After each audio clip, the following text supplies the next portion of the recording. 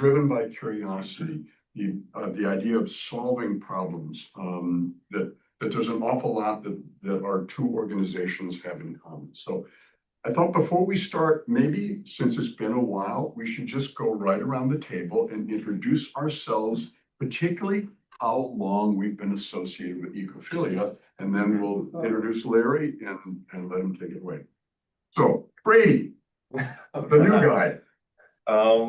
Gosh, I can't remember when I started. Steve, do you remember when I first joined? Was that sometime early last year? Yeah, when Darren said, Brady, you want to be involved? Exactly. So yeah, early 2024, I think I started getting involved. So I'm a PhD student in biology over at Case. So that's a student, and that's the first student we got here? No. Well, sort No? Oh. Well, we should have many more We students. should have many more. Well, I'm not a student, I'm Nienke person. I've been here for a long time. Because you look much older now, because when I say. I don't know how long that is, but I've been here a long time. Cool. Oh, Sally Sears, and I've been associated with this organization since 9:30 this morning. Remember. I'm Darren Croft. I'm here at Case at Anatomy across the street. I had to check my CV. I guess 2010 is when I first gave a talk for Ecophilia. So it's been 15 And over the years. years, you've given numerous talks. Yes, yeah, since then I've given several. Yep. Dave Williams, there were probably 5 years, 6 Oh, years, more than that, 7. 15, I think. I gave a talk on glass blowing. I'm Bill Burris. I was teaching economics here for a long time, but that was a long time ago. And I've been in Ecophilia for 10, 15 years, something like that. I'm Rich Benz. I heard about Ecophilia maybe 15 or 20 years ago from Steve Madewell, but I was teaching daily in a Wycliffe High School biology classroom and couldn't come to the meetings. They didn't want me to leave in the middle of on a Thursday morning. But then during the pandemic, ran into Steve. We were both down at the lakefront looking for birds. And he told me about it again and asked if I'd be interested. So for about 5 years, I've been involved, and in the last two years, I've done a lot more. And I'm Steve Madewell, and my first involvement with Ecophilia was helping Tony Ozepic put together a program at Tom Maston's behest in 1989 or 90. Oh, my God. And yes, I look a lot older, just like Harvey too. But over the years, my involvement has kind of peaked and valleyed. For a while, I was living in Toledo, and so I wasn't very active for 5 or 6 years. But it's just a delightful group and a delightful process. It's very interdisciplinary, and it's just delightful to see so many different people involved. I'm Benjamin Williams. I'm David Ann's son. I guess I first went to a couple Ecophilias way before COVID that they dragged me to that were interesting. And I'm primarily a woodworker, so I was real interested in the big box. I'm Ann Williams. I'm with Dave and Ben. Peter Pesh. I met Peter Pesh ice skating at the Elysium Skating Club years ago, and we partner skated to live organ music. And one day he said, "You know what, Ann? You should come to Ecophilia."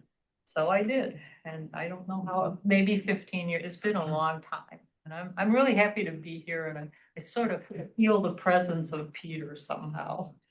Yeah, Yeah, what a nice guy. I know. So he was interested in so many things. He was. But I only saw him in this beautiful suit and always very proper. And then I saw him, he had sports clothes on, and it seemed so strange. I never went during the aisle. Yeah. Oh, I'm Doris Webster. I'm associated with my very own wild man, Hardy. And this is my third opportunity to be at a meeting this year. And we're talking about Peter Pesh and Donna. Yeah. We're friends for 20 years. I miss them. Used to go to the theater at Severance Mall to watch the live broadcast of the opera with them on Saturday afternoons. So Harvey Webster, I'm associated with Doris Webster. I was a longtime employee at the Cleveland Museum of Natural History and Wildlife and did other things there. And I think I came to my first Ecophilia meeting. I think they were still, quite some time ago. I didn't come to be a regular member until maybe about. Actually, whenever it moved to the museum and met it. Yeah. It's up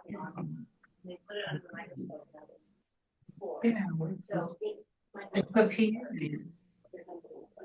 What's interesting too is I try to write own articles, but finding out the pot flows. I'm David Richardson. I'm a retired professor of Renaissance literature. I met Peter at a Greek tragedy about 15 years ago, and he said, "Come give a talk about digital fabrication and Lorain County's Fab Lab," which we started in 2005. And then came back and talked about Texas Longhorn cattle, which I raise, and miss Peter very much. I'm Sharon Richardson, David's wife, and because of all the years of Fab Lab, I thought it would be interesting to come. Thank you. I'm Howard Simon, a retired primary care physician. I met Peter longer ago than I can recall. Also at the Elysium Skating Club. Peter and Donna were really wonderful ice skaters. And he again recruited me to come. So I've given 3 talks. One on the Cuyahoga River area of concern, and the other about rhododendron growers in Northeast Ohio.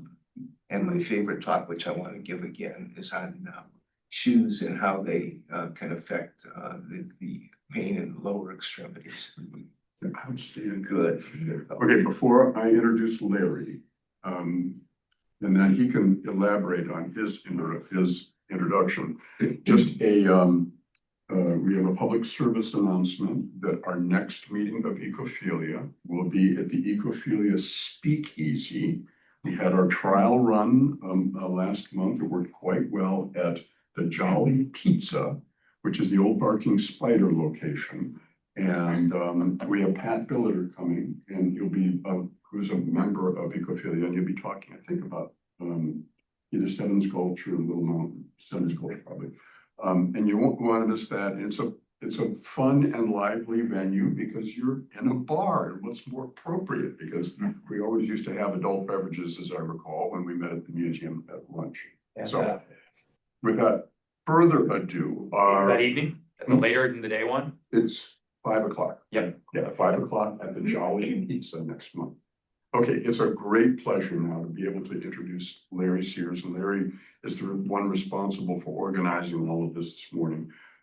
Larry is an engineer, he's an entrepreneur, he's an inventor, he's a professor, he is a man of extraordinary skills. He's a graduate of Case Institute of Technology class of 69. Right.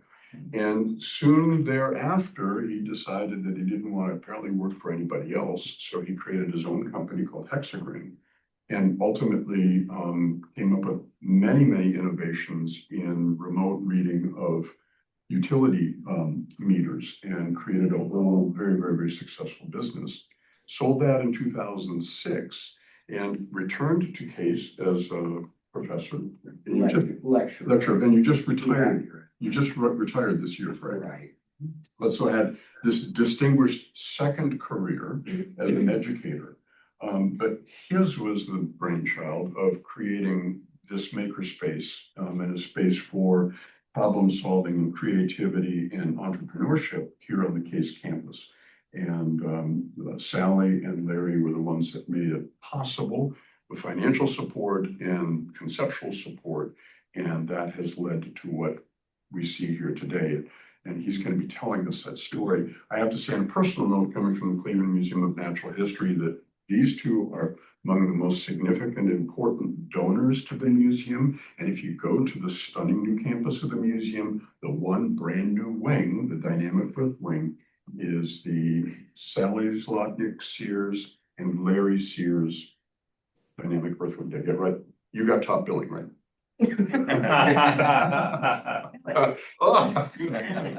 And Sally just recently stepped down as the chair of the board of directors of the Museum of Natural History. So they're also extraordinary in their philanthropy into the Cleveland community here at Case and far beyond. So my great pleasure to introduce Larry Sears. Thank you, Larry. Steve's been stalking me on the internet. For continuity, my Peter Peck story. It was probably 1970 or 69. It may have been an undergraduate. I made some kind of electronic instrument for him in the East Cleveland facility there, which was going way, way back. So I thought. Larry, did you know Tom Maston? No, the name's slightly familiar. No. He was the founder of Ecophilia, and he was affiliated with Case. He was the CEO of Lubrizol when I first met him. Okay. And so I just wondered because of your association with Case over the years. Okay, well, can't know everybody. I'll talk about ThinkBox first. Okay, so the itinerary here is talk about ThinkBox. Then I'll probably talk a little bit about my history, which may or may not be interesting. And then we'll take a break and we'll do the ThinkBox tour and maybe then come back for questions or whatever. So as far as ThinkBox, what happened was that actually it turned out a friend of mine of my vintage at Case, Barry Roman, he gave a substantial donation probably 15 years ago for what was called advanced manufacturing. And it was sort of an open-ended type thing. So Case did what Case does and started a committee to figure out what to do with that equipment. They hadn't really bought anything, but they just spent $35,000 with an architect to come up with some kind of space plan. And they came up with a room that was accessed with a circular iron staircase somewhere, some godforsaken place, and they were going to move this equipment. I mean, it was just horrible. So the dean at the time decided that, because I had some experience with a project here, a construction project with a laboratory, which is where I, in fact, came back to teach, that maybe I could get this operation off the ground. And to be honest, I was very, very skeptical. I sort of refer to that as the tchotchke problem, where people are making things, 3D printing, rubber ducks and, just, little gadgets and toys and Christmas tree ornaments and all that. So I sort of walked away mumbling and thinking about, well, I don't know about this. But then I started to think about it by changing the context, changing the background. And the idea was if you could somehow tie it in with like real manufacturing and in turn entrepreneurship and then ultimately jobs, you could probably get Republicans to donate towards this. It really changes the question because it sort of elevates it to something that really has a consequence, it has an output, rather than just people, horsing around. So then I started thinking about it, well, maybe I should try to think about a place. So my office is just a couple hundred feet that way. And as an undergraduate, obviously I remember the Lincoln Storage Building, how people would somehow get up and vandalize a sign, that a huge sign with light bulbs, most of which were burned out, and they would try to spell things with the light bulbs. I don't know how they got up there. And so I wandered over to the building, which of course wasn't locked. And it was just, the deal was that if you were a faculty member or associate with the university, you could store things over there. And brilliantly, they made it free. So of course, everybody stored things over there. And so Barbara Snyder had just become president of the university. So her furniture from her home in Bexley was stored there. And you had a donor from the School of Nursing who had insisted that if she donated, she wanted her room preserved. So the mantelpiece of her old room in some ancient dormitory was sitting there. Bizarre stuff like, examination tables from gynecology were there. And just weird stuff. And so, I mean, the dental school stored impressions of teeth. It's really bizarre. And it was so bad that I didn't take anything home. I mean, that's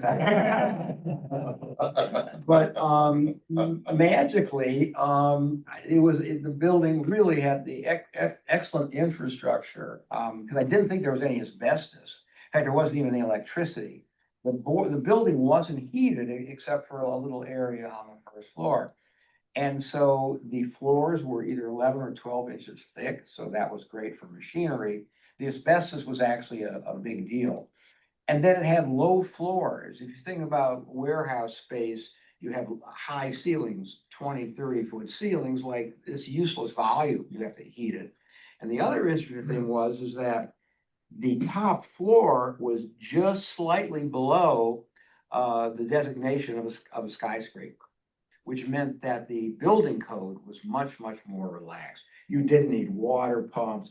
You remember how buildings used to have water tanks on top. In New York, they still do. That's because you need to have high pressure enough to put out a fire. So tall buildings, you either have to have a big pump and a pump room, or you have to have a water tank or something. So everything had more staircases. So it was really potentially a very, very good building to renovate. So somebody talked to Barbara Snyder at the time, and she immediately allocated some of her discretionary funds to get an engineering survey done. And before I knew it, they were cleaning it out. And to make a decision like that was really, really, I have to give her a lot of credit for that. So I don't know what they did with all the junk, but they got rid of it. And I had planned sort of, a multi-decade sort of renovation of the building in terms of, raising money and all that. But it went very, very quickly. In 5 years, they did it in about 2 or 3 steps. And the first floor that you came in through, the parking lot level, that was actually just completed about right through COVID. So, so much to my surprise, it really, really came together very, very nicely. The only problem was Barbara Snyder had insisted that the top floor, the roof, would be some kind of a roof garden where she could have cocktail parties because she could see Lake Erie. But that exceeded this critical threshold for skyscraper. So there's this air conditioning equipment. And so the building, as I said, was built. We have all the drawings. The Lincoln Storage Company is still in business, and they've been here. We still the magazine articles in the local newspaper at the time, and that's why it has this Art Deco feel. And what we added to the building in terms of square footage was that tower, because it was too expensive to cut through the floors. There's a freight elevator which had to be brought up to standards. And that exists. And then this tower on the outside where the bathrooms, the elevator was, and the staircase. So it really was a very, very good renovation. I mean, it was really done at very, very low cost. The nature of the building before was great for accommodating this kind of space because there were columns, but we don't really care about columns. But for example, students work on vehicles, and originally people would keep their vehicles up here. There was a railroad that came into the building, and you can still see vestiges of it. I think it was the 2nd or 3rd floor. And the thought is that people, like wealthy people, say on Fairmount Boulevard up the street, if they were traveling, they would keep their goods here, or if they were moving or something. And so there was a trunk room. Remember when people had trunks? There was a rug room, which was long, narrow shelves for Oriental rugs. There was a honest to goodness bank vault with a 3,000-pound door that we thought we could sell for a lot of money, but nobody bought it. And there were, for example, there were some sort of cubicles, and you would see these old Cleveland names on there. You'd recognize these names from wealthy people. But it was perfect building for this type of conversion. As I say, there was no heating, so there were no asbestos pipes, very little electricity. So there were certainly things that they had to enhance. We got rid of the railroad siding. The railroad tracks were long gone, but it really worked out very, very well. And we came up with this sequence of floors that you notice. The idea, the first floor is a community floor because anybody can use that for weddings or something. And that's used by community groups and, city councils, that type of thing. And a lot of just sort of random, we'd hope this meeting would be down there, but it's in demand, so it wasn't available. And then the second floor is still sort of, I don't know, in a state of flux because it's not used as effectively as we would like. But the idea is that it's a meeting space, a floor where you can invent and collaborate. I think we call it the collaboration floor. And there's some offices. And the third floor is the prototyping floor. So what you would do is on the second floor, you would sort of get the idea and make it out of pipe cleaners and cardboard, which we do have down there in Legos. And then the third floor is what you think of as prototyping space, which is the 3D printing and laser cutting and all kinds of other fabrication equipment for making signs and printing if you have a trade show or something you want to go to, or photography. And that is obviously a very, very busy floor. We have a lot of computer stations, but one thing we offer is software. And that's sort of the untold story of modern fabrication. A lot of it comes from the fact that drafting is very different than many of us had it in high school. It's obviously three-dimensional drawing now, it's sometimes called CAD. And that requires very, very expensive software. So if you're a community user, meaning somebody who's not associated with, say, CASE or maybe the art school or music school, you can come here and use these, multi-tens of thousands of dollars software package. And we have, a bunch of computer stations. In fact, there's about, 10 or a dozen stations on the third floor where you can use this computer and then send your designs right over to any of those machines. But that actually does not have the capacity in terms of users. So we have another room tucked away with a whole bunch of computer stations. So on the third floor, we offer the ability to design stuff, immediately manufacture it or manufacture a prototype. And in terms of entrepreneurship and innovation, by the way, you have invention, which is the idea. You have innovation, which usually means you're bringing knowledge to it. Okay? You're doing engineering, you're making a prototype, you're testing it, you're going back to the drawing board. And of course, entrepreneurship is where you attempt to commercialize it, and then you call in lawyers and bankers. So that second floor, or the third floor, is really sort of the innovation space. And coming from manufacturing and design, the concept of a prototype is incredibly important because what you're doing is you're realizing this concept and you're explaining it to people who have no idea what you're talking about because they may come from the finance side, for example. And so having a prototype is really, really important because otherwise it's just a crazy invention. I always say that when they say a picture is worth 1,000 words, a prototype is probably worth 1,000 pictures. Because in the process, you're really making sure that you have something. And so that activity is very, very busy. And of course, it's used for all kinds of other things. Community, about 15% of the users are from the community, meaning they're sort of on their own. And, mothers and fathers are bringing their kids and certain events up there. The fourth floor is sort of the next step where you actually have to make something. So instead of making it out of plastic or cutting it out of vinyl, you can actually make it out of metal, make it a real thing. And that's where the traditional metalworking is. It's called chip cutting, where you can make something out of metal. And we have a big welding shop, and we have a coating shop, and we have obviously the traditional machine tools. That is the only place that we allow a classroom. The problem with universities is people grab space and never let it go. And so I did the best I could to decree that there should be no classrooms here.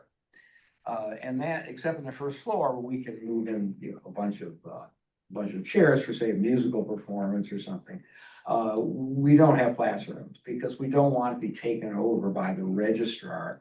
And then we lose control because they can schedule things here. And once that happens, it's lost to the ages. But we do teach a couple of courses, and those are the mechanical engineering courses, the good old fashioned courses that have been taught for 100 years in metalworking. And so we have very nice teaching equipment. So we'll see multiple milling machines that are all the same. Handful of lathes are all the same. So you can actually run a course here with 10 or 20 kids. And we have a mechanical engineer who's on ThinkBox staff who basically teaches that course. So that's really the nitty gritty machine shop practice. The question comes up, well, how are people trained on this? And there are two types of equipment. There is equipment that you can't hurt yourself on, and there's equipment that you can hurt yourself on. Or worse, you could hurt the equipment.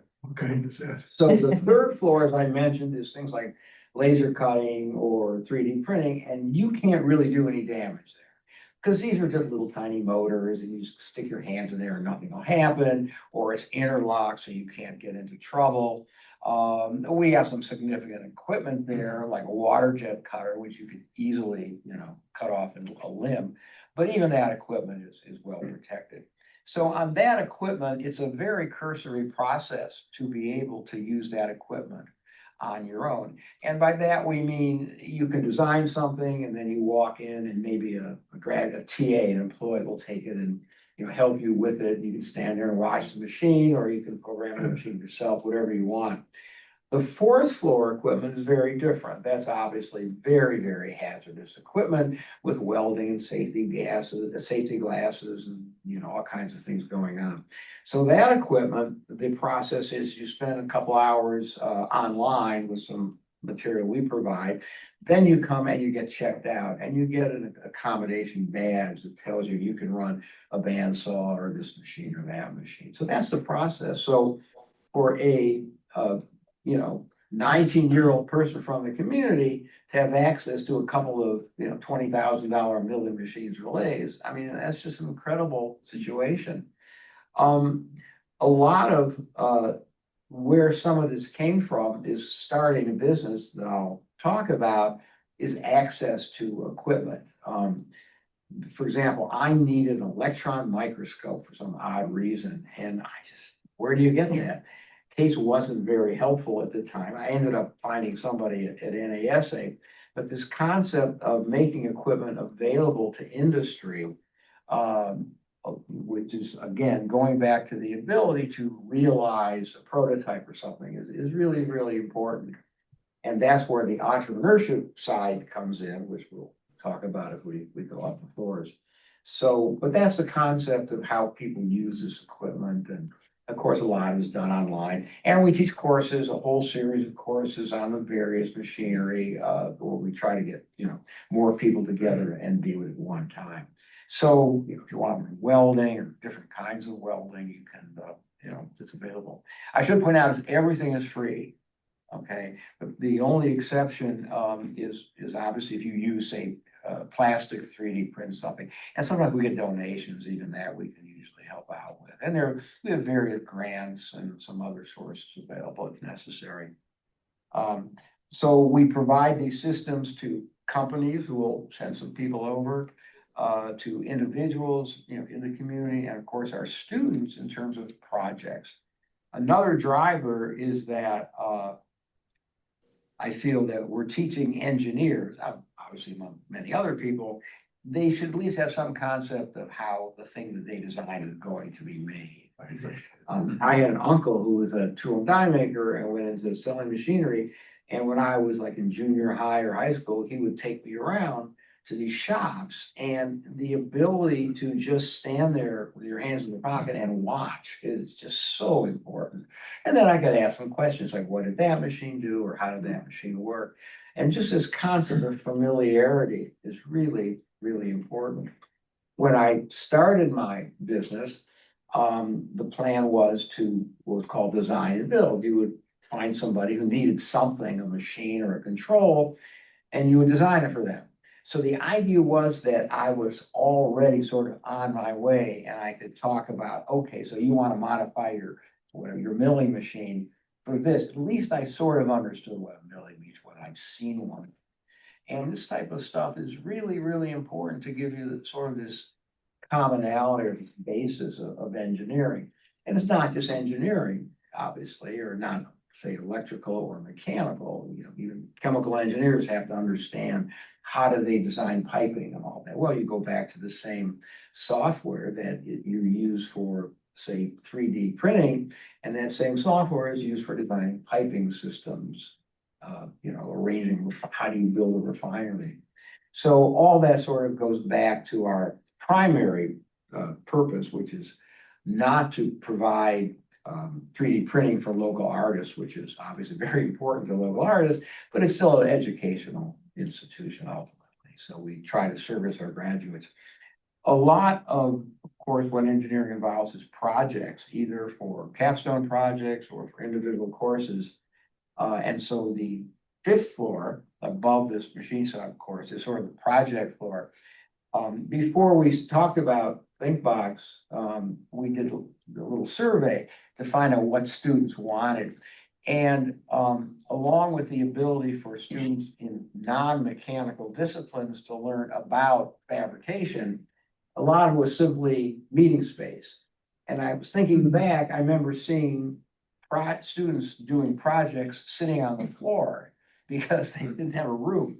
As I say, everybody, these rooms are very much in demand. And so I still remember people sitting on the floor with their laptops on their knees, working through something. So just meeting space is really important. And that's where the 2nd floor comes in, getting back to collaboration and just space you can gather. And so what we also have, though, are these clubs. We have the Rocket Club and the Fly Club, you know, the Flying Club, aerodynamics and robots and all these different clubs. And so they needed a place. And again, they would, you know, sit on the floor or something and meet regularly on the floor someplace or at the Jolly Roger. And so now we have the space dedicated to these clubs, and we'll see those upstairs. But then we have this hotel situation that if you have a project, you just come over here and say, I have a project. And it could be your, you know, you want to fix your motorcycle or whatever, or a course, and you can get space. You can get a rolling cart. So you can have this cart with all your stuff at the moment you need, but then you've got, you know, $1 million worth of machine tools that you have access to, immediate access to, that you can fabricate parts and then bring them back to the 5th floor and put it all together. And of course, for companies, the same thing is true. And that brings us to the 7th floor, the floor above here, which is the entrepreneurship, the innovation space. And those are for startups who need a spot. And so a lot of what ThinkBox is providing is not financing per se, although we do have some mechanisms for that, but it's really sort of grants in kind, or invent, or you know, or funding in kind. So you don't have to buy, in my case, an electron microscope. You didn't have to buy a milling machine or something. You have access to it here, and you're certainly not going to buy a $250,000 water jet machine or $250,000 very specialized 3D printing machine. So what you can do is, if you're thinking about buying one and you have a company, you can come here and try it out. Or if you have a very, very special need for something, you can find it here. So the question of how we support industry, if you have a company and you walk in, a company will say, I want to build this, can you make it for me? I say, sorry, we don't do that. We don't design for you. We don't, actually make it, but we'll teach you how to do it. That's the idea. And most engineers love to be taught to make things. So that's worked out, very, very well. So that's how we relate to industry. We do have some funding grants available, but what we do provide is sort of concierge service to these startups and these innovators. We provide space in, as I said, sort of an investment in kind. We have, I forget how many offices we have up there. They're all filled. We, that's the way it goes. And we provide, of course, workbench type space also. But we provide this sort of this available knowledge and this opportunity to realize a prototype, to try things out, to tinker, and that's valuable to a lot of people. The artist colony, by the way, that's an important, user group of ours. Okay, about 15% of our users come from the community, and I would bet a lot of them are, the local artists. We have to kick people out, as you can assume. And we had a fellow making cardboard furniture who was very successful, but it was too successful. He was just tying up the equipment. There was some other people up there that are going to be out very soon. But that's the nature, of course, of providing this space. Most of them will, quite famously fail, of course. They just leave. We don't have to kick them out. But other people are hopefully very successful. I forget the amount. We do try to keep track of follow-on funding to people that have started here. And I mean, I don't know what it is anymore, but it's obviously tens of millions of dollars of, next step funding that people have got. But one group up there we'll see, maybe you've seen recently, called Cleaner, CLEANR. There's been some newspaper articles about it, and they're attacking the problem of plastic microfibers, which most of it comes out of washing clothes, which of course are all, not cotton anymore. It's typically some kind of artificial fabric. And if you think about it, the stuff that comes out along the dirt is going to be the plastic itself. That's why clothing wears out. And it's a huge volume percentage of the fibers that are going into the water system. It's like 35%. So there is legislation. Obviously, it starts in Europe. They're way ahead of us, and California, where they're going to legislate appliances, or some manufacturers will have to have some gadget to filter out these fibers. It's impractical to do it with a filter because the filter would have to be cleaned all the time. But they've come up with a special scheme where you don't have to clean it all the time. It's a fluidic process. They're just undergraduates, and they're doing extremely well. They have funding, and they're working with all the Miele and Electrolux and all the manufacturers of appliances because they have to prepare for this coming legislation. So they're very, very well, very exciting group, and they've taken ThinkBox to a sort of a higher level in terms of the utilization of the resources.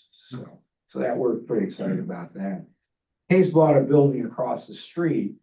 One thing we don't allow here is wet chemistry, because that leads to all kinds of security problems and venting, and it's just not something we can do.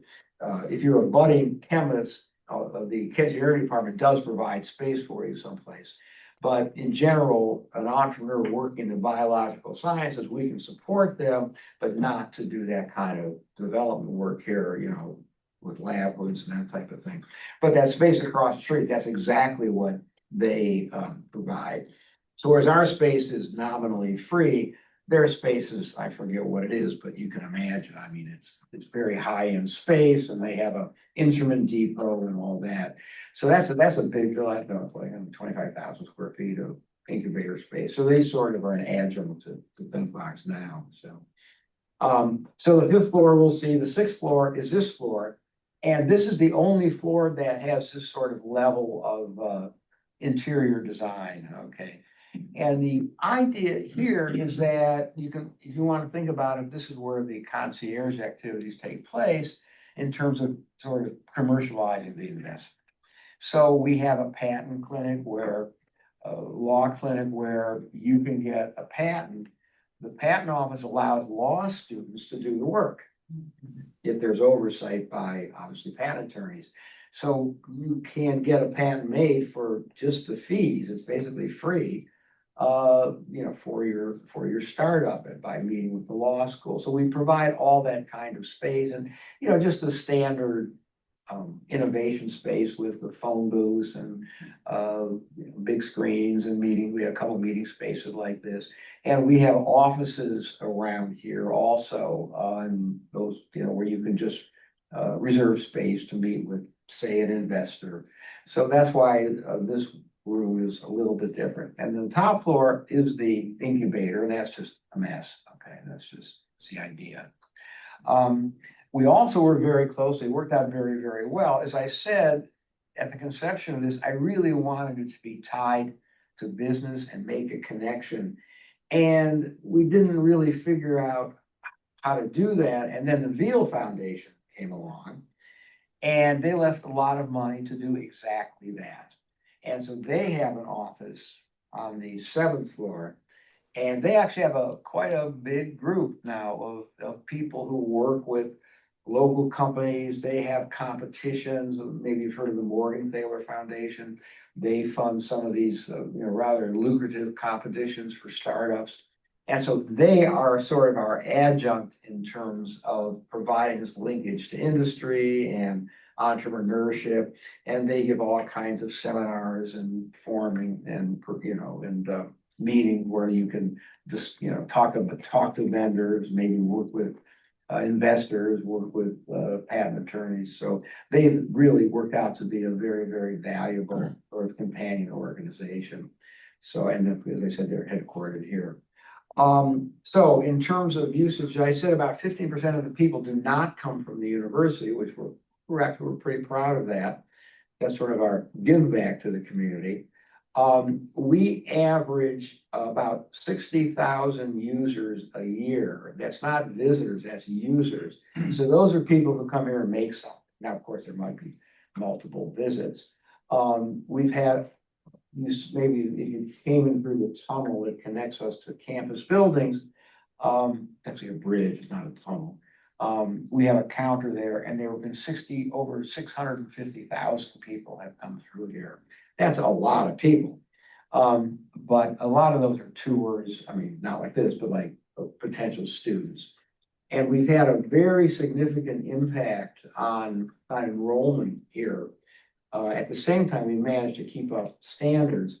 When I started teaching 20 years ago, there were 8,000 applicants a year to CASE. I think this last time there were, 42,000 applicants. And that's a phenomenal increase.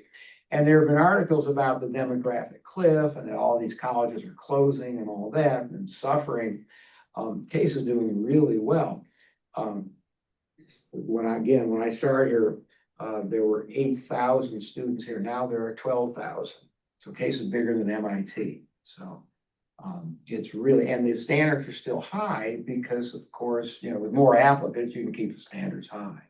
And that's why they're building these dormitories that you see over here and over on Wade Park.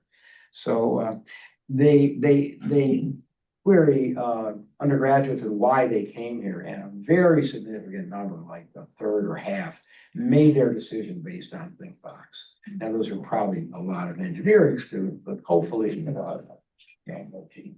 so that is really the how this all happened. And so it was just, this building was bought by the university when it came on the market. They bought it right away just because it was here. And they never knew quite what to do with it. The access is so bad. Like, why would you put a warehouse if you can't get a truck in? I'll never know. But so they were going to turn into a parking lot, but it was just too hard to pull in because you have everybody arriving at 9 o'clock, everybody leaving at 5 o'clock, and it just the city wouldn't have allowed that. So it just sat here and they used it for storage, and then, we had this usage. So it really worked out well. So that's the story of ThinkBox, and we'll take our tour. I guess I'll go ahead and talk about my background. We can get this to work. Oh, we have, remember we used to be called the audio visual people? Yeah. Yeah. Larry, do you work with Jumpstart at all? They're one of the organizations we have this relationship with, and the same with Magnet. Yeah, but Jumpstart, obviously they've had meetings here and run tours, and so yeah, that's an example. By the way, we also did some stuff with Lorraine Community College. Church, Dr. Church, right? I met him. I visited there. Yeah, so some similarities there. There's other groups around who do this type of thing. So, for example, we've helped the local libraries install this type of equipment. Okay, so I can click that if you want. We have to start the slideshow from the beginning. Okay. All right. I can give you. Oh, yeah. Yeah, we'll use that. All right. I'll just. Okay, so, yeah. So this is me when I was stumbling through graduate school. On the left, that's the only existing picture of me at this point in time. The young lady on the lower right, actually, I did meet her years later. She was a waitress in a Mexican restaurant. So clearly I did not do much for her career plans. But, and then this is a laboratory where I taught. After I sold my company and came back here to teach, renovated this exact same space. So 20 years later, I didn't get very far. I was right back there again. But I did the same type of thing. So, and so I was a graduate student, but I just had this urge to figure out what I was going to do with my life. And I wanted to make things. I just was obsessed with it since I was 5 years old. And so I had to satisfy that. And somehow I didn't particularly have this urge to go to work with somebody. Because if I was going to make things, I figured that if I ran the company, I could make what I wanted. That seemed to make sense. But the other problem was money, because you really need money. And I had absolutely nothing. And so I decided that I would go into the business, as I said, of called design and build. And what that means is that I didn't really have to sell things in the same way. Say you're gonna, come up with a new product, and you're gonna manufacture this pen, you've got to manufacture, say, 10,000 pens, because you can't manufacture them one at a time. It's too expensive. So you make a big investment in equipment and people, machinery, and you make 10,000 pens, then you put them on the shelf. And then you've got to market them. So you've got ads, newspapers, and podcasts, whatever. And then you sell them one at a time. Now, of course, you sell them for a lot more money, but they're still sitting on your shelf. So you're paying personal property tax and your investment is out. On the other hand, if design and build, if you're trying that approach, is a lot more palatable for somebody who doesn't know how to sell and doesn't have any money. Because the thought was, if a company needed a gadget or a gizmo, I could make it really, really fast. I could make, say, 1,000 of them all at one time. And then I could ship them immediately to the customer, and I could get paid before I had to pay for the parts. And that was how I financed this. I mean, you didn't have credit cards at this time. You had to pay COD for, it was tough. So I rented that building for $100 a month. And it was, at one time, it was a supermarket for obviously many years. And the owner was still back there. And he would sit there with a bottle of wine and, garden. And it was used for construction offices for university hospitals, in case you're interested. Yeah, so it looked pretty bad, but it really served our purposes very, very well. Obviously, we had quite an interior decorator do the window coverings. Yes. Actually, I think we changed it over to old newspaper.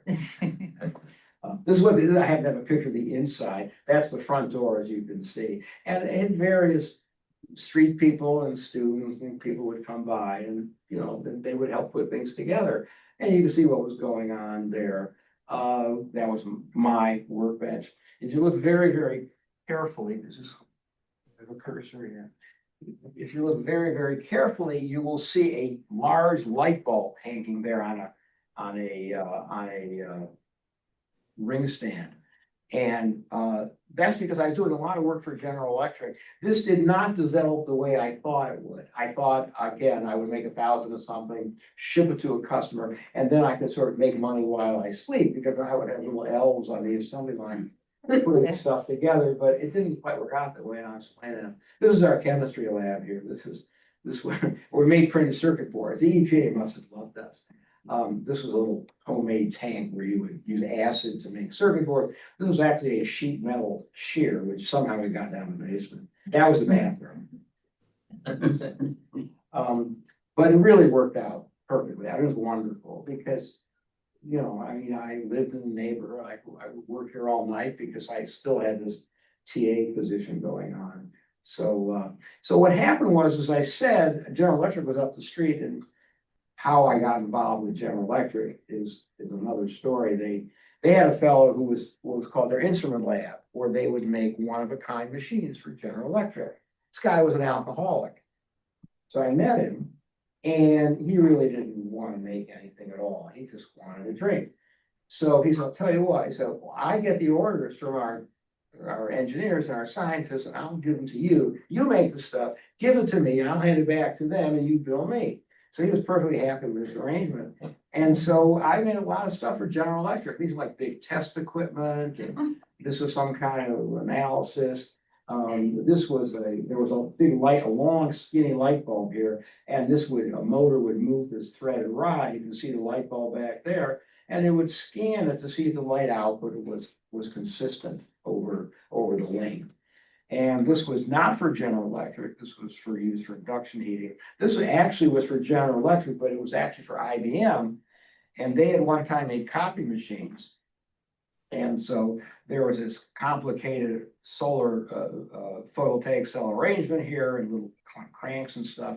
And you would adjust the focal point of this lamp, because they weren't all the same, until you got the pattern of light output that you wanted to see. And then you would tighten the screws. And so this was used in production.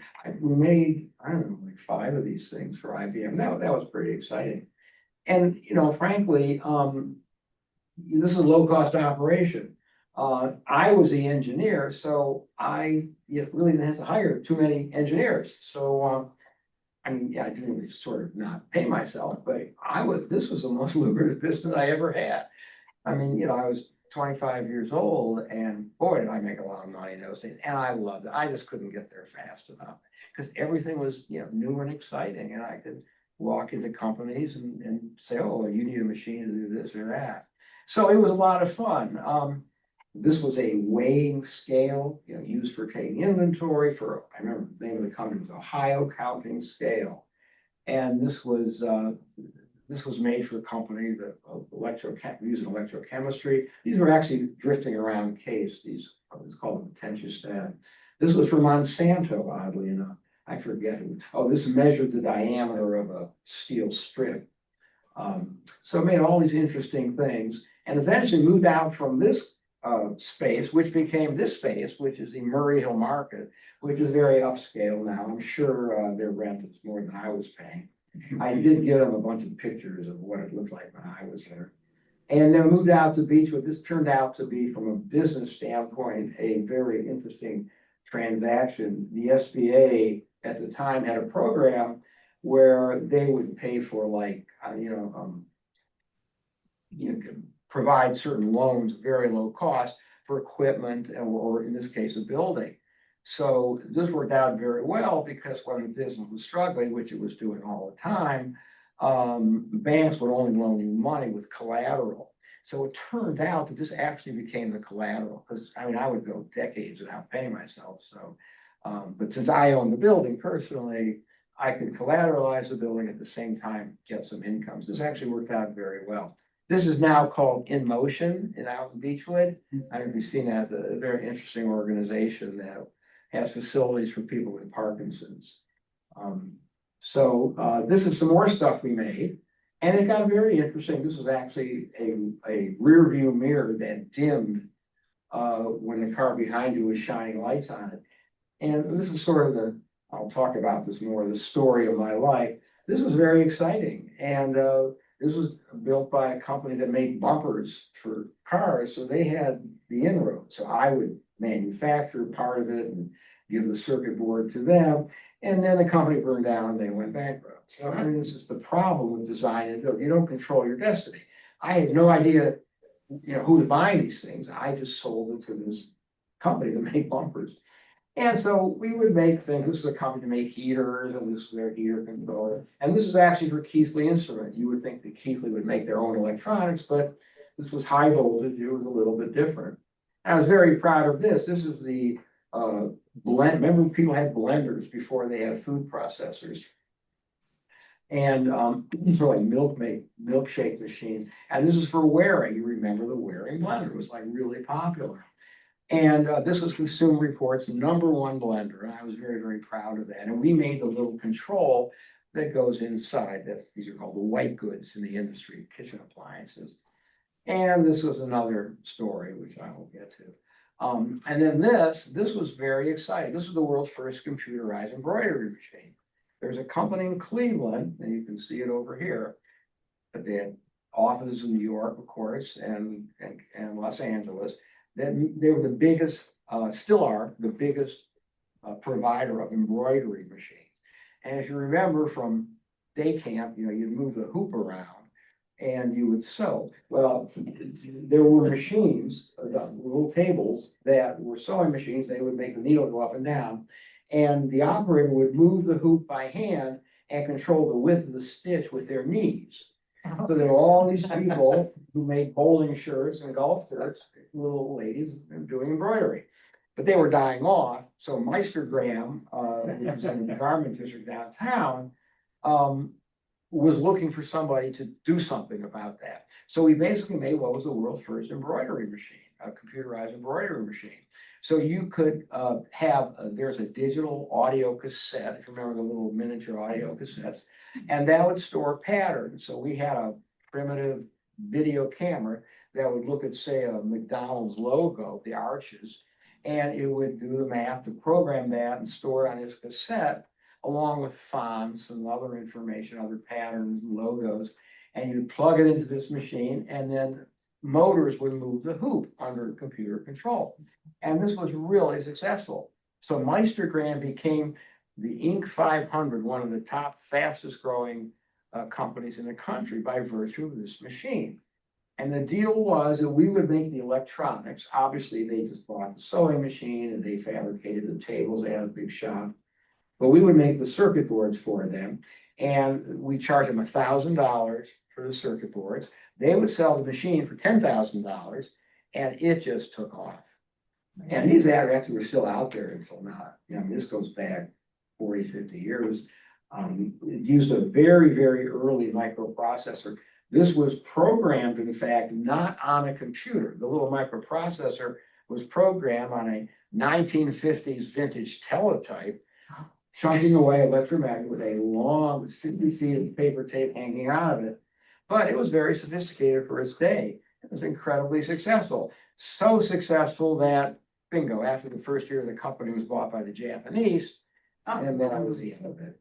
So here, the concept, design, and build was we designed things really for free or at cost, and then we'd get to production. It was just a handshake. And the handshake was that, hey, we'll design it for you, and then you'll buy them for us. And it really worked out great until this started to happen. Some of the problem, of course, was that China was starting to enter the business of providing electronics. And I saw the handwriting on the wall and would just, these things would just go away. Very quick question. Sure. When you were sort of tasked with coming up with these solutions, then did you hold the patent or the? Very interesting. I have a bunch of patents, and a lot of them are held with the company. So I was a co-inventor, and that's usually how we did. I really didn't care. It was obvious. It should have been their property. But ultimately, as I mentioned, this company got burned down. Keithley Instrument was sold. Waring, and this was we made 75,000 of these controls or something, and bingo, they went out of the commercial. They went out of the consumer blender business, just like that. So it was really, really frustrating. So I decided I had to do something. I had to come up with something. So I decided I needed a real company that would be vertically integrated, and it would be able to, innovate, come up with a product and innovate, sell it, finance it, the whole bit, market it. None of which I really knew how to do, but I figured it was time. So I had to come up with an idea. I think, well, what could I do that was different? And of course, everybody remembers, along with the Iceman and the Milkman, the meter reader. Okay. And so this is actually a very complicated business, because if you're a utility, your entire revenue is based on people wandering down the street writing down your meter readings. And it's really primitive when you think about it. And there were a few innovations I'll talk about, but in general, this is a gas meter, electric meter, water meter. Water meter is a perfect example. In the south, they're underground. In the north, they're in basements. In the south, they're underground because they freeze. That's a bad thing. Gas meters, original gas meters, had moisture in the gas because it was made out of, gas was actually made out of coal, like in 1850. So you've seen them reading meters here for 100 years, and they really didn't change very much, except for the white boots. I got that. So I figured, well, if this is a process. So I started to investigate it, and I really did my homework. You know, I met some people at the gas company and learned a lot about it. And so at the time, you would read meters manually. And, you know, as, women in homes started to work more, you couldn't get into houses. They had these huge key rings and access was a problem. So that wasn't working out well. So there were a couple of ideas, some of them sort of bizarre, where they would move the reading to outside. It was very expensive to move the meter because it was all pipes. And they didn't want to fuss with the plumbing because if you've ever done plumbing in an old house, you touch it and it breaks and you're in big trouble. But they moved the reading and that didn't work too well because, people had fences and angry dogs and then they had drive-by systems. These had a little tiny radio transmitter. These go back to the early 80s. They were basically the equivalent of a garage door opener. And they had a range of 50 or 100 feet. And the theory was a vehicle would drive by and somehow get the readings. They got about 85% of the readings. It just didn't work very well for all kinds of reasons. But what the world really wanted was what we call fixed network. So now, instead of visiting the home, the utility would just have an office someplace and all the readings would somehow magically appear at this office. In all these cases, if there was a question about your bill, you had to send somebody out. And that generally cost about $50. Somebody filled their swimming pool and their water bill was high and they didn't understand it. You'd have to send somebody out. But in this case, you have a reading that was maybe just an hour old or maybe instantaneous. So this concept of a fixed network was very, very exciting to utilities, but it's tricky to do. A lot of people tried it. The best example was in Pennsylvania, they started to read meters by telephone. Now, if you think about it, that's the obvious way to do it because, even in 1920, there were lots of telephone wires around and lots of access to data in people's homes until the mafia got involved. The mafia did not want anybody hooking up anybody to their telephone line. So that was a problem. And there were all kinds of other problems when you think about it. Not everybody had a telephone and, you think of the problems you have getting into the telephone also. So that never caught on. Another company had a system, there's a battery operated system. Unfortunately, they were prototyping it and the batteries were so big that it started a fire and burned down a shopping center. And that did not help their business. There was one strong competitor, went bankrupt. So it was tough to do, all right? And the reason, there's all kinds of reasons, cost is a good one. The goal was to make a product that could send out a signal very often, like constantly or a few times a day, run on a pen-like battery for 20 years. Now think about that, all right? And the question is, how far do you transmit? Well, in our system, you had to transmit 75 miles. That's a calculated distance. Tested it out to 25 miles on a mesa in Arizona. But the concept here is, I know we all have most of us have some kind of scientific background. The idea is that radio waves get interrupted by all kinds of everything. So with 25 miles of reasonable transmission range, if you're in a sub basement in Manhattan, maybe you can go a mile. Okay. So we came up with a system and it's all based on propagation and analysis and circuit design and all that we can put a little box, and that this big, all right, on every meter. There's a wire coming out. The connection to the meter in and of itself is an incredibly complicated thing. And remember I mentioned I'd go around with my uncle. So I understood about things like gears. So I was an electrical engineer and I, really never took a mechanical engineering course per se. But like adhesives were really important and gears and magnetism and sensors. I mean, we had to do things like sense, how often your water heater went on, but how water meters, there's no electricity. How do you do that? So very, very complicated sensors and interfacing. It doesn't seem like much here. There are dozens of different kinds of gas meters. They all are crazy kinds of outputs or no outputs. So we made this little box which could accept rotation and do all kinds of weird things. It could handle 4 meters and all that. But this device was located usually in a basement, but sometimes outside on a basement wall for every meter in a home. And so, you might have an apartment building with a whole bunch of them.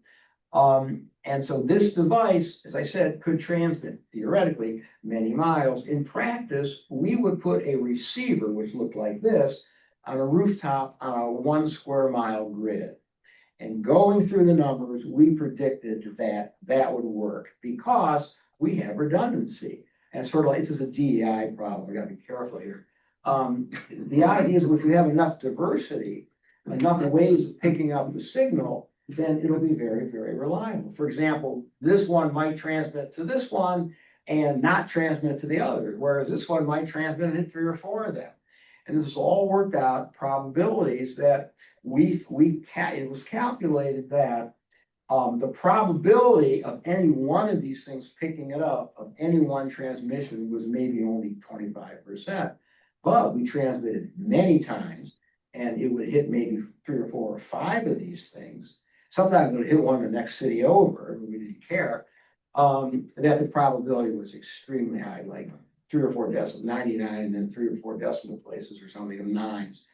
And it worked out very, very well. And it had it was a lithium penlight battery. And I have a unit here that's, I don't know, 30 years old. I just tested the battery and it's still good. So it worked out fine. And we would put these things typically on schools. And people would say, oh, it's on a solar panel. Isn't that neat? You're saving energy. No, that's a bunch of crap. We couldn't care less about, 2 watts of power, but we didn't have to cut a hole in the roof and apply power. To bring power to a remote thing like this, a utility would charge you $1,000. They'd have to put in a meter, sometimes a transformer, and the school's not gonna do, they don't wanna hear about it. So, just a simple little technical innovation like that was absolutely crucial. And I just understood the world work. I had put a new roof in my garage. I knew you don't want to cut a hole in that, because how you seal it back up. And you don't want the nightmare of a building inspector and all kinds of problems. Other people decided, well, they're going to build these little boxes. And they're also going to have a network, because if these things are spread out on a 1 square mile grid, you got to get the information back to the utility. These devices had to connect onto a network. Now, you go Wi-Fi or something. Well, but not every place has Wi-Fi. You got to think about it. So most companies built their own, we figure $10 million to design and build and test their own network, which was really stupid. We bought a cellular phone, all right, a bag phone, which is what they have. And we cut off the handset, we stuffed it in our box, and we went night and weekends, because remember they had night and weekends rate, which were really cheap. So every night we would send the data back, and this thing would literally dial up the utility. You hear it. It was like an audio modem, and it would send back the data, and it would stay on the line for a couple hours and send it back. But it worked like a charm. And so we were able to get this system up and running without having to design this network. And so, you would have a big city, you might have a few hundred of these. Of course, you have one of these for every home. Sometimes San Francisco has 2 of these because it has a gas meter and a water meter in San Francisco. So this is our system. And of course, nobody bought it because nobody had gotten it to work before. So this was really bet the farm. So the business of doing subcontracting had created this sort of, this history of experience and innovation. We knew how to make things. We knew how to, close up plastic boxes. We knew a lot. But that helped us design the product so we wouldn't get into all these pitfalls that other people got into, just not understanding how to make things. You know, you had startups trying this, but the startups just really didn't have the experience, so they were all kinds of bankruptcies. But we hung in there and we stumbled along with it. And it looked pretty exciting, and then this happened, all right? The printing here got messed up, sorry about that. So, Motorola obviously knew radios. Schlumberger was a huge oil field company, but they also made a lot of gas meters. They were probably the biggest vendor of gas meters. So you can imagine what my first words were when I heard about this. Yeah. This was funded by, I think, $30 million. I don't know if it says in this article. And this was a joint venture, was going to make the exact product I was going to make. And here, you know, I mean, my house was on the line, building was certainly on the line, and I had people trying to pay their salaries, and it was pretty tough, okay? And, you know, you try to go to trade shows. There were huge companies, you know, I mean, they would spend $50,000 or $100,000 on their trade show booths. You know, we had tag board and magic marker, and it was just, I mean, I just hated it. It was terrible. It was just so depressing because, you know, we had something that really worked. Nobody would believe it would work. And, you know, these big companies would come up with these totally ridiculous ideas that we knew wouldn't work. You could do the math. And then this came along. So we were really in trouble, certainly trying to figure out what to do. And then the FCC changed the rules. So the FCC governed very, very carefully every aspect, every technical aspect of radio. Okay? How much data you can send, how much data you can't send, how much bandwidth you take up. They are very, very zealous and very good, you know, frankly, in maintaining these regulations. And so you can't come up with anything really exciting and new because the FCC says, well, that's fine, but you've got to meet our requirements. So what they did was they took the bands we were operating on, which were these licensed bands. In other words, if you were a flower shop or a delivery service, you would get a licensed band, which is great from a technical standpoint because nobody can interfere with you. And these are free, and you get them for perpetuity. And you know, like wireless microphones in theaters are a good example. They get assigned a frequency, and we were assigned a frequency for a very limited geographical area, typically a city. Well, the FCC, and it makes perfect sense, wanted to make sure that everybody was making really good equipment, so they didn't like spill over and mess up, mess up a theater on Broadway, for example, which you maybe have heard. So they tightened up the specifications. Well, it works out if your transmitter has to be better. A couple things happen. One is it costs a lot more money. And two is just the way it works out, sort of Murphy's Law, it requires a lot more power. Your battery doesn't last as long. So it was really tough. A radio to meet those specifications would be like in a police car and cost a few $100s. We were trying to do it for $10, all right? So then they came along and they made the requirements even stiffer. So that was a problem. So these people quit, all right? So they shut it down. They couldn't meet the specs. So, however, with a combination of some really, I must say, good engineering and some really good letters to the FCC, first thing I did was I got a lawyer, an FCC lawyer, and they said, okay, go ahead with it. So of course, all our competitors wrote nasty letters and all that, but it was fine. You know, it met the regulations. The reason is that, you know, the teachers used to say when you take a test, read the question very carefully. So the FCC had all these requirements about how much power you could use and all this kind of stuff. And then it said or equivalent. Well, those guys didn't see the or equivalent part. So the way we went around, I won't go into technical details, is that we said, look, you're giving a license, one of these really valuable, important licenses to say a flower shop that has 2 trucks, all right? And you're giving them this really important license. Remember that, you know, the government's always trying to encourage business, what have you. So we said, look, we'll go into a relatively small, medium-sized city, and we'll have 100,000 of those transmitters responsible for, I don't know, I forget the numbers, you know, $500 million a year in revenue, and we'll use that same license. So the FCC was very happy with that because that's, you know, that's utilizing a resource. So bingo, they let us do it, and that was that. And so they ignored everybody else. So that was pretty exciting. And I remember I spent a week, the lawyer and I spent a week on that one paragraph letter. So anyways, little by little, it started to go. And I remember one of the first cities we did was Worcester, Ohio. I don't know how that happened. And so I remember another utility said, well, we want to visit an installation. So they sent them to Worcester, Ohio. And so the visitors walked in and said, we want to see a meter reading system. And they said, so it was like, you know, two people in a little office in the middle of nowhere. And they sort of looked at people and said, well, what do you mean? They said, we want to see your automatic meter. And I said, so we, you know, we're clerical. We really don't know anything about it. All we know is the readings just show up every day. So that was like the best advertisement you could get. So little by little, it caught on, and then ultimately, this is Manhattan, which is just as picturesque. This is the loading dock of the Empire State Building. Somewhere over there is one of our little boxes, but you can get the idea. This is all in Manhattan. This is Washington D.C. This is a unit that goes in a pit, but you can see now the environment in Manhattan is so bad that these things are located outside in many cases, where it can transmit pretty well, and you can see them on the streets and avenues. But in some cases, they're in, you know, deep in people's basements.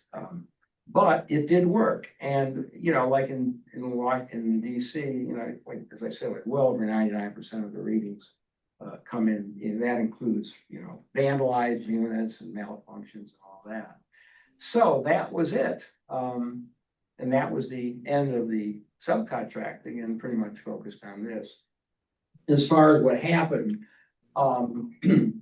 ultimately, we were absorbed by a company. We did gas and water, they did electric, but their system had all kinds of limitations. They were a much bigger company.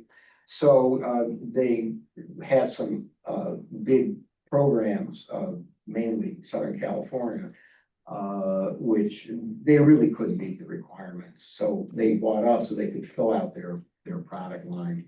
And then the company was screwed up and sold again, but ultimately it worked out very well. It's still around, and they're owned by Harvey Hubble. Hubble Inc. is a big multinational company now. So it's still around in the same product. Obviously it's been improved. But it was, when it was happening, it was certainly pretty exciting. So, because we're this little tiny company, I mean, and the order for, we got a $400 million order from Southern Cal. That was time to sell the company. But they managed to make them, so it did work out. Wow. So that was my story. In the process, there are a lot of interesting stories. Basically, to talk about some examples of what went wrong. So we could talk about that maybe after we have our ThinkBox tour. Origin of the name, hexagram. It comes from the Leonard Cohen folk song. It just, the lyrics where I put my hand upon a hexagram and then upon a girl. I figured hexagram is really important. It's also a symbol that the Pennsylvania Dutch put on their garage doors. It looks like a Cadillac or something. Does that have anything to do with the shape of this room? No. This is a skew hexagram. Wow. It's 86 pointed figure, so. Yeah, so we can come back and why don't we walk around ThinkBox, take a